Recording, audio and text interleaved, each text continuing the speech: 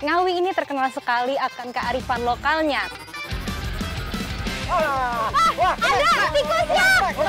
Oh, dapat lagi, Pak!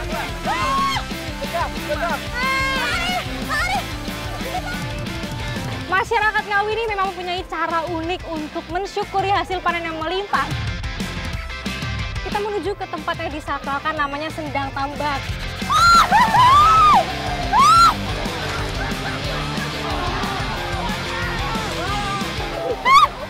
Ini nggak tahu siapa yang saya lemparin, boleh ikut aja meramaikan. Dapat, Pak? Dapat. Wah, ini dia gendon.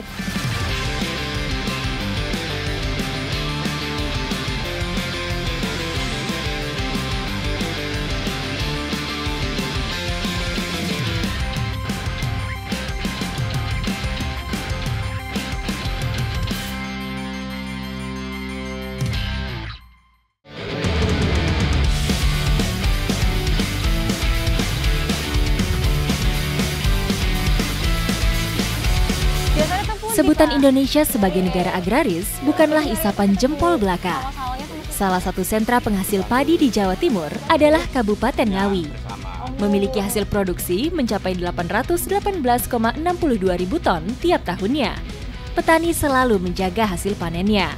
Bentuk nyata masyarakat Ngawi dalam menghindari gagal panen adalah dengan mengandalkan sinergi antar petani. Ngawi ini terkenal sekali akan kearifan lokalnya. Nah, hari ini saya mau mengikuti aktivitas masyarakat setempat untuk membasmi hama sawah yang biasa disebut gropyoan. Gropyoan adalah sebutan masyarakat Ngawi untuk perburuan tikus di areal persawahan yang dilakukan beramai-ramai. Cara perburuan tradisional ini merupakan salah satu solusi untuk menghindari penggunaan racun atau jebakan listrik yang membahayakan manusia dan lingkungan. Nah, setelah kami mengamati, sudah terlihat nih spot-spot di mana kita akan membasmi hama sawahnya. Gropyoan bisa dilakukan dengan beragam metode. Salah satunya adalah menangkap tikus langsung dari lubang persembunyiannya, seperti yang kami lakukan ini.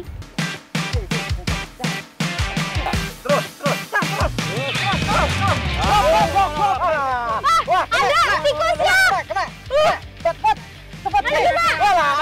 Ada dua! Hati-hati, Pak! Aduh!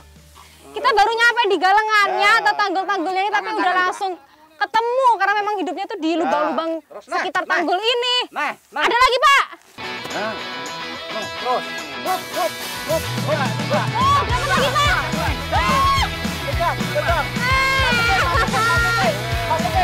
Pematang sawah menjadi target lokasi perburuan hewan pengerat kali ini. Tikus-tikus sawah biasa bersarang di dalam lubang untuk menghindari bahaya dari predator lainnya, seperti ular dan burung hantu. Susah juga, ternyata ada jenis lubang yang ke bawah juga, itu menandakan bahwa itu yuyu atau kepiting. Lubangnya sama, besar itu sama, cuman dia mengarah ke bawah. Kalau tikus tuh ke samping-samping. Selain arah sarang yang berbeda, terdapat tanda lain yang dapat menjadi penunjuk. Terdapat remah-remahan sisa makanan di lubang pintu sarang tikus, menandakan bahwa sarang itu baru saja dihuni dan belum ditinggalkan oleh penghuninya. Ini lubangnya itu sampai ke dalam-dalam, makanya harus digancol dulu, dipukul. Kita nyari terus sampai dapat, tapi ini nggak ketemu-temu. Lincah banget ya, Pak.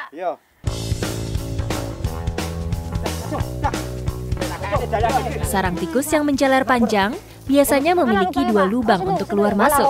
Ketika kami kalah cepat, tikus dapat kabur melalui lubang kedua. Pencegahannya dengan mengawasi dan menutup seluruh lubang tikus terlebih dahulu. Oh, bocah wis gak tinggoni ronge. Wes ngaling gon. Wah, pinter tikose iki. Ya lah. Wes. Tikusnya pinter. Wah, pinter ya ram tikose. Kita masih kalah pinter dan kurang cekatan ya. Dan emang biasa nyarinya tuh siang-siang kayak begini. Karena tikus itu kan hewan nokturnal. Jadi waktu malam hari mereka cari makan dan siang-siang ini waktunya tidur. Tapi kok masih susah juga ya dicari. Tetap semangat. Sebagai hewan nokturnal yang beradaptasi dengan lingkungan minim cahaya, tikus memiliki indera penciuman dan pendengaran yang tajam. Meskipun perburuan dilakukan di siang hari, tikus tetap memiliki keunggulan dibanding manusia. Lagi. Jadi emang nyari hama tikus ini, Gropion ini mau dilakukan 3 musim. Waktu sebelum tanam, pada saat sebelum panen seperti ini, dan pasca panen. Dan ini memang sangat merugikan sekali ya, karena bisa merusak padi sekitar 20% sampai 50% per tahunnya. Makanya ya semangat banget bapak-bapak ini membasmi tikus. Tikus merupakan binatang yang sangat ekspansif karena siklus perkembangbiakannya yang singkat. Jumlah anak yang dihasilkan sepasang tikus bisa mencapai 12 ekor, sehingga dapat merusak padi secara masif. Nah, Sarkas. Bob. Itu. Mana? Waduh.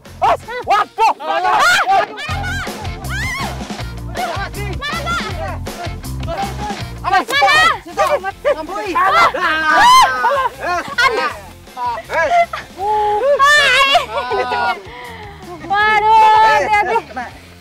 Pak, udah mati nih Pak ya? Mati. Wah, ini sampai loncat ke sawah-sawah, jadi kita harus pakai pukulan. Dia sampai mati. Tapi Lakay juga harus hati-hati ya, kan sawahnya ini belum panen. Harus pas banget. Untungnya dapat.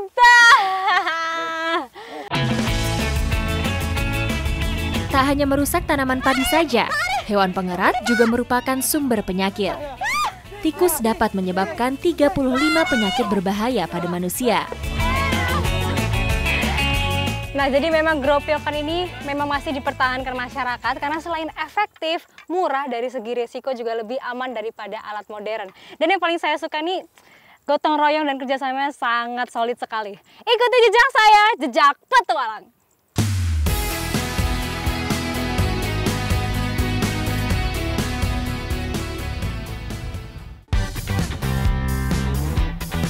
Keanekaragaman hayati Indonesia merupakan hal yang tidak dapat dipungkiri lagi. Perbedaan kondisi geografis tiap daerah inilah yang juga menghadirkan beragam olahan unik, termasuk Kabupaten Ngawi yang juga memiliki kuliner berbahan ekstrim. Biarpun tergolong ekstrim, kuliner ini merupakan sumber nutrisi yang digemari penduduk setempat. Di Ngawi ini alamnya masih bagus sekali loh. Makanya biasanya warga setempat malah memanfaatkan hama pohon untuk perbegalan ke kebun atau ke hutan. Dan salah satu yang mau kita cari hari ini adalah gendon. Ikuti jejak saya, jejak petualang. Gendon adalah ulat yang hidup di dalam batang pohon turi. Meski dianggap sebagai salah satu pengganggu pertumbuhan pohon turi, namun memiliki kandungan protein yang cukup tinggi. Itulah alasan utama kenapa warga kerap mencarinya. Dapat, Pak? Dapat. Wah, ini dia gendon. Jadi gendon itu emang hidupnya di dalam batang-batang pohon seperti ini, paling banyak di pohon turi. Teksturnya kenyal-kenyal gitu, lucu. Pohon turi memiliki kayu yang tergolong lunak, sehingga menjadi makanan favorit gendon. Jadi karena hidupnya di dalam batang pohon, kita ngambilnya harus dibacok-bacok dulu pakai pisau. Dan dia ada lubang, kalau ada lubang pasti ada gendonnya. Ketemu, Pak? Gendon akan meninggalkan jejak berupa serbuk kayu. Apabila sudah terdapat tanda-tanda sarang gendon, pohon turi yang sudah rusak ini harus dibelah untuk bisa mengambil gendonnya. Awal musim penghujan merupakan waktu di mana gendon sedang banyak-banyaknya. Dalam rentan waktu 2 minggu, gendon akan berubah menjadi kepompong. Oh, kecil ya? Kok merah warnanya? Oh, ini Mas Tani dapat gendon yang kecil. Jadi kalau lebih kecil, masih muda, warnanya merah seperti ini. Kalau yang tadi kita sudah dapat, ukurannya sudah sedang. Berbeda sekali ya. Di fase pertumbuhan awal, gendon yang masih berwarna merah ini berlanjut ke proses penggemukan. Pada proses ini, gendon hanya bertugas makan tiada henti sebagai persiapan masuk masa hibernasi menjadi kepompong. Akhirnya dapat juga setelah susah-susah. Bacok loh, setengah pohon dibacok Pak Heru. Dapat kita akhirnya, karena emang gak ketebak ya. Di dalam satu pohon kita nggak tahu ada berapa gendon, tergantung rezekinya juga. lumayan nih tadi dapat banyak ya Pak.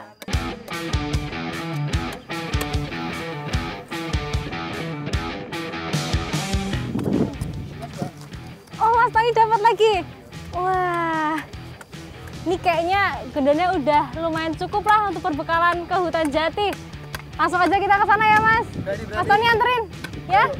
Ya udah Pak. Ikuti jejak saya, jejak petualang.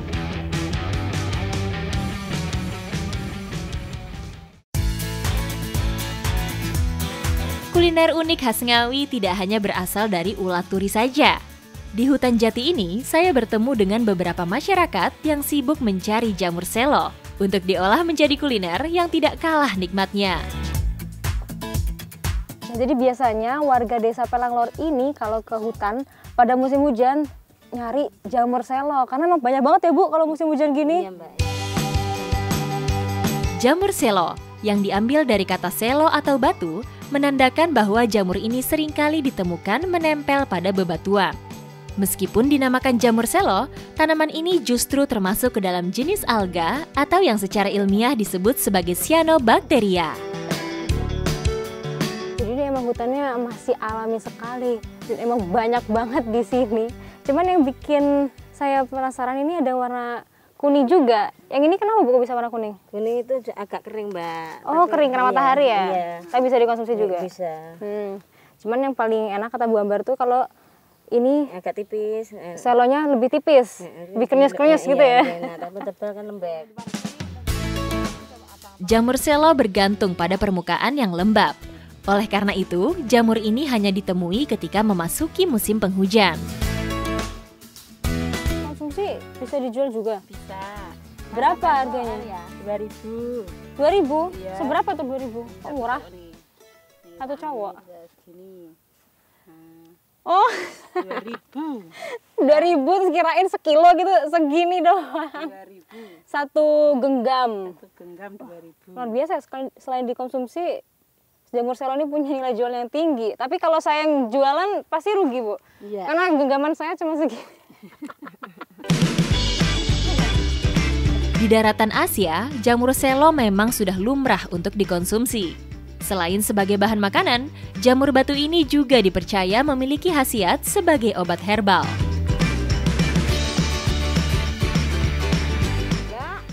Enggak Bu. Oh iya, ayo Bu ke sana Bu. Ada jamur lagi. Mana Bu? Sini. Jamur apa ini? Jamur kuping, Mbak. Kalau di sini namanya. Jamur kuping. Iya. Ah, ternyata kita nemuin jamur kuping juga karena memang di sini hutannya lembab, terus pohonnya ini lapuk ya Bu. Ya, jadi lapuk. habitat yang pas untuk jamur kuping ini.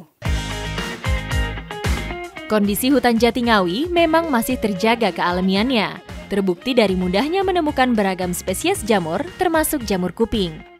Banyaknya manfaat dan permintaan pasar akan jamur kuping membuat jamur ini dibudidayakan secara luas. Di Desa Pelanglor, masyarakat setempat dapat memanennya langsung dari alam ketika musim hujan seperti ini. Jamurnya biasanya dimasak apa? Tumis, Mbak. Tumis. Ya. Kebetulan Ibu, saya punya gendon. Kayak kalau dicampur enak nih. Oke lah, berarti kita masak tumis ya? Iya. Ini tangkapan jamur hari ini udah lumayan banyak dan mau dicampur dengan ulat gendon tangkapan saya. Kayak kira-kira gimana ya perpaduannya? Ikuti jejak saya, jejak petualang. Sebelum diolah, jamur selo dan jamur kuping yang telah dipanen harus dicuci untuk membersihkan sisa-sisa kotoran dan tanah yang menempel. Cita rasa jamur yang nikmat ini membuat kami tidak perlu menggunakan bumbu yang rumit. Cukup mengandalkan bumbu tumisan sederhana yang diiris-iris terlebih dahulu. Olahan jamur akan kami padukan dengan gendon yang sudah saya siapkan sebelumnya. Gendon cukup dilumuri garam dan digoreng hingga garing.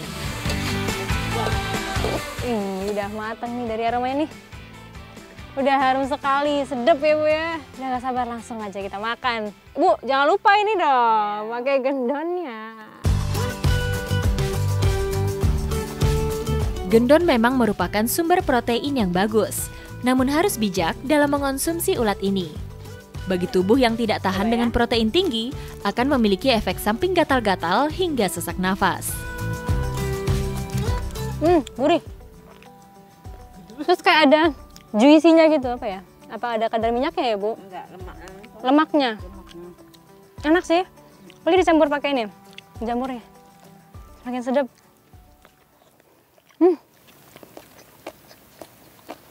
Mantap. Enak ternyata. Kalau jamurnya ini menurut saya, kalau dikunyah mirip rumput laut. Dari rasanya juga, cuman ada sedikit pahit-pahitnya. Kalau si gendan ini, ya ada asin, gurih, apalagi tadi tambah garam. Mantap, perpaduan yang sempurna. Lauk yang kaya protein bersanding dengan jamur selo yang kaya antioksidan, menjadikan santapan kami tak hanya lezat, namun juga bergizi.